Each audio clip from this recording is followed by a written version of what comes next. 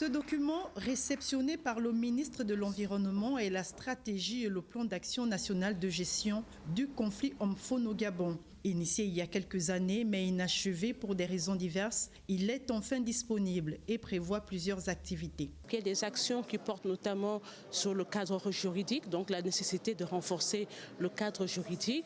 Il y a aussi des actions qui portent sur les cadres de concertation à mettre en place, mais il y a beaucoup plus d'actions sur le terrain, des actions qu'il faut mener sur le terrain, mais directement avec les communautés locales et autochtones.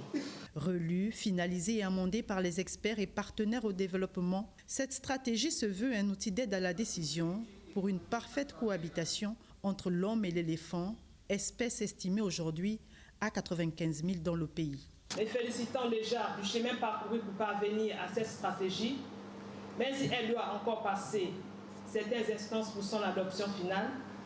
C'est le lieu pour moi ici de féliciter et remercier toutes les parties prenantes pour leur engagement manifeste, au regard donc de l'urgence et de la nécessité de parvenir à des résultats probants.